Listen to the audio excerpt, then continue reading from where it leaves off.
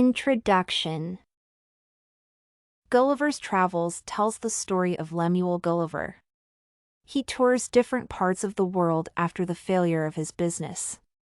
He first goes to Lilliput, where he meets tiny people before he goes back to his home through Blefuscu. He stays with his family for some time and then goes on another travel. He visits Brobdingnag, the land of giants. Everything in this land is disgusting, and he eventually leaves for Laputa, the land of academicians. In many of the places he visits, he encounters war between natives and their neighbors or war against him. People fight because of petty reasons such as how to crack an egg.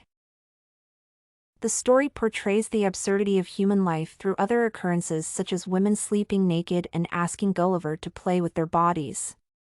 This story effectively satirizes the absurdity of war, religion, sex, knowledge, power, and many other occurrences in the world through the experiences that Gulliver goes through. Examples of satire in Gulliver's Travels. Jonathan Swift believes that many of the leaders in the world have no qualifications for leadership. He considers them ignorant of the occurrences in the world. Most of them use their physical might to ascend to power and protect their positions. This satire is evident in Brobdingnag, where the giants do not know anything about politics. Everything in their land bullies Gulliver. For example, women bully him by asking him to play with their bodies. Insects bully him by dirtying his food. Their huge bodies disgust him. These occurrences satirize people who use their physical capabilities instead of mental abilities. Swift also criticizes fights between neighboring countries. For example, the Lilliputians hate the Blefuscu because they believe they do not know how to crack eggs. Many countries in the world differ and even fight due to such petty reasons. Some of the countries or groups of people fight due to religious reasons, while other countries fight because of problems they can solve through dialogue.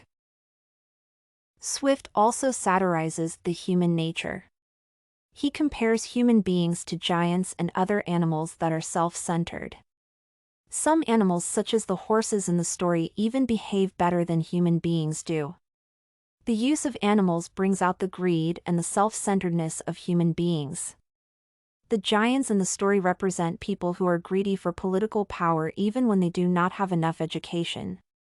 Such leaders are always protective of their positions, just as the giants do. He also satirizes both practical and theoretical education. The Laputans represent practical education. They are very contemptuous of people who do not believe in theoretical education. However, their education does not produce anything. Similarly, the sunbeam extraction experiment at the Balnabarby Academy fails. Swift juxtaposes these two groups of educated people to the people of Brobdingnagian and Houenland, who do not have as much education, yet they are prosperous.